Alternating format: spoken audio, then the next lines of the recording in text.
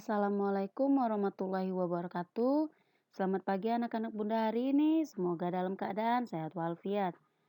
Hari ini kita akan belajar tema 7, subtema 3, pembelajaran 2. Bunda harap anak-anak dapat menyimak video yang Bunda sampaikan dengan baik ya. Anak-anak, setiap warga negara Indonesia berkewajiban mengisi kemerdekaan dengan kegiatan yang positif, sesuai dengan peran masing-masing. Demikian juga dengan pelajar. Peran apa yang bisa dilakukan sebagai pelajar untuk mengisi kemerdekaan? Ternyata anak-anak, kalian sebagai seorang pelajar memiliki peran yang sangat penting dalam mengisi kemerdekaan. Negara Kesatuan Republik Indonesia kini telah menjadi negara yang berdaulat dan merdeka. Sebagai negara yang telah merdeka, adalah tugas warga negaranya untuk melakukan kegiatan masing-masing mengisi kemerdekaan sesuai dengan perannya. Pelajar merupakan salah satu warga negara yang memiliki peran dan tugas yang harus dilaksanakan. Ingat, yang harus dilaksanakan. Pelajar juga merupakan bagian dari pemuda bangsa yang akan menjadi penerus bangsa ini. Sebagai generasi penerus bangsa, anak-anak dituntut bekerja keras dan belajar dengan sungguh-sungguh untuk meningkatkan kualitas dirinya. Iya anak-anak, generasi berkualitas pasti diperlukan untuk memajukan suatu bangsa. Anak-anak ternyata belajar tidak hanya dilakukan di lingkungan sekolah, namun belajar juga dapat dilakukan melalui kegiatan kemasyarakatan yang berguna untuk mengasah rasa peduli dan cinta tanah air. Kegiatan-kegiatan tersebut seperti pramuka, palang merah remaja atau PMR, atau menjadi duta seni. Kegiatan olahraga yaitu merupakan beberapa kegiatan yang berdampak baik bagi peningkatan kualitas diri pelajar ataupun anak-anak. Dengan demikian anak-anak, pelajar terhindar dari kegiatan negatif. Jika anak-anak mengikuti kegiatan yang baik dan positif, maka anak-anak bisa terhindar dari kegiatan negatif seperti tawuran antar pelajar atau terjerumus dalam tindakan kekerasan serta pelanggaran hukum lainnya. Perjuangan pelajar sebagai generasi muda tidak lagi mengangkat senjata dan berlaga di medan perang. Jadi anak-anak itu sebagai pelajar tidak lagi memakai senjata untuk melawan penjajah.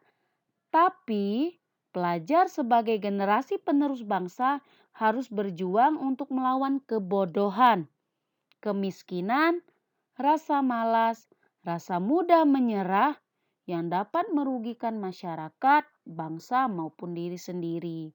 Generasi muda harus berpendidikan, pantang menyerah, dan pekerja keras, kreatif, berakhlakul mulia, dan cinta tanah air dan bangsa.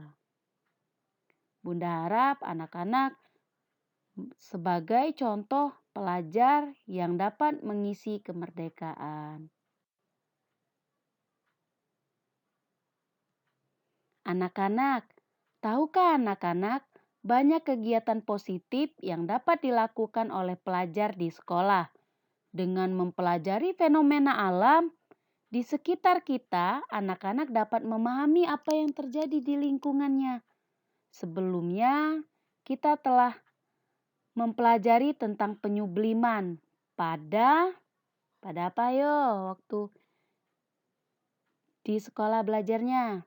Iya, pada kapur barus, yaitu peristiwa perubahan wujud benda dari padat menjadi gas.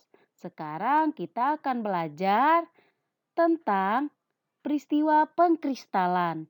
Anak-anak, pengkristalan ialah perubahan wujud benda dari gas menjadi padat dengan proses pelepasan maupun penyerapan kalor. Contohnya pengkristalan ini adalah salju dan garam.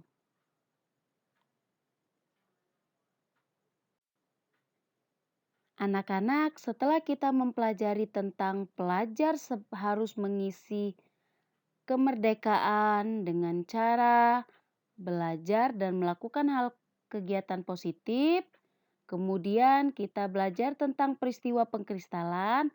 Akhirnya, Bunda akan menjelaskan tentang seni rupa daerah Indonesia. Anak-anak, seni rupa daerah adalah seni rupa yang terdapat di berbagai daerah di Indonesia. Disebut juga sebagai seni rupa tradisional karena dikerjakan secara turun-temurun.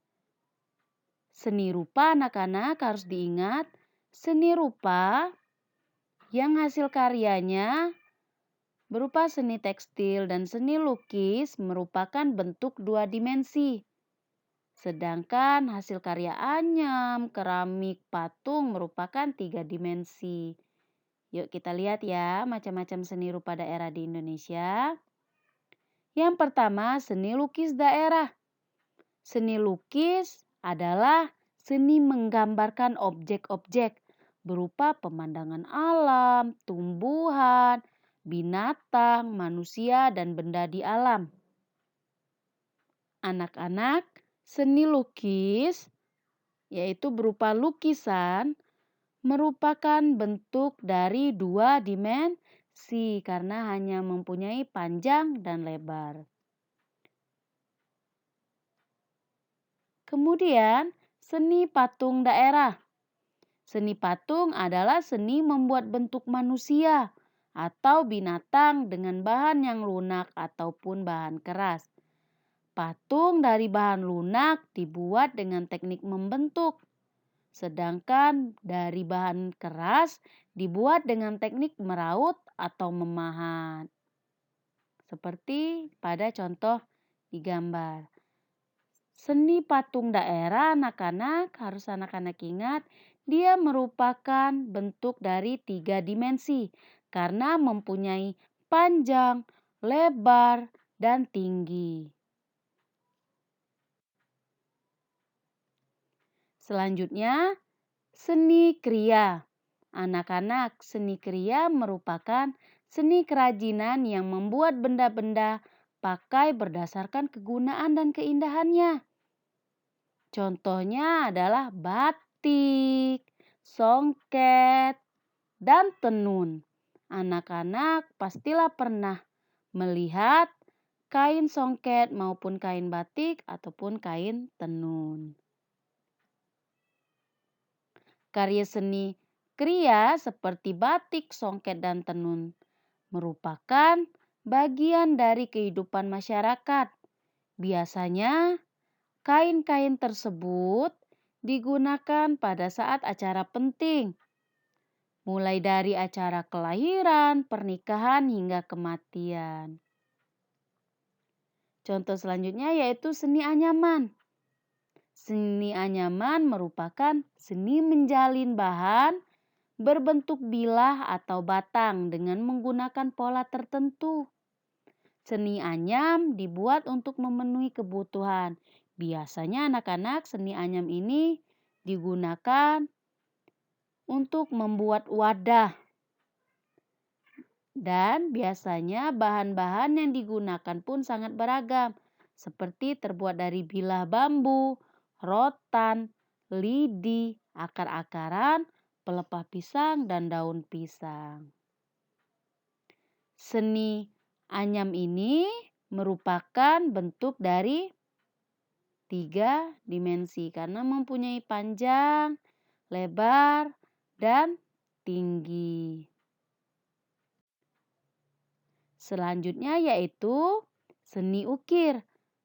Anak-anak, seni ukir telah lama menjadi bagian kehidupan masyarakat di berbagai daerah Indonesia. Seni ukir menggunakan motif tertentu yang memiliki makna dan keunikan tersendiri.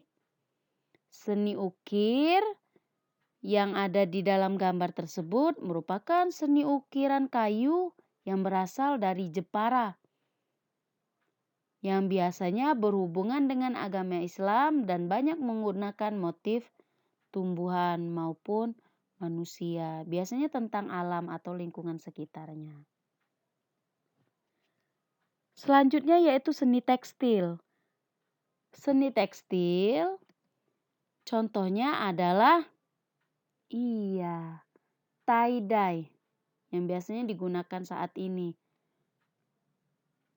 Tie-dye atau baju tie-dye itu digunakan biasanya pada keseharian, pakaian sehari-hari yang berasal dari bahan dasarnya pewarna dan baju yang dibentuk sehingga membentuk motif. Sekian penjelasan materi dari Bunda, adapun tugas yang harus anak-anak kerjakan pada halaman 166 pada bagian ayo berkreasi. Anak-anak melakukan sebuah catatan harian pada kegiatan kebaikan yang kalian perbuat dan kesalahan yang kalian perbuat. Jika kalian melakukan perbuatan baik, maka kalian tulis apa saja perbuatan baik yang kalian lakukan dan kasih bintang. Begitu pula dengan kesalahan yang telah kalian perbuat. Contohnya lupa beribadah, berkata kasar, itu kalian beri tanda sedih. Bunda harap anak-anak dapat mengerjakannya dengan baik. Dan jika ada salah kata dalam penyampaian materi Bunda mohon maaf. Kepada Allah Bunda mohon ampun. Bunda akhiri wabillahi taufik walhidayah. Wassalamualaikum warahmatullahi wabarakatuh. Sekian dan terima kasih.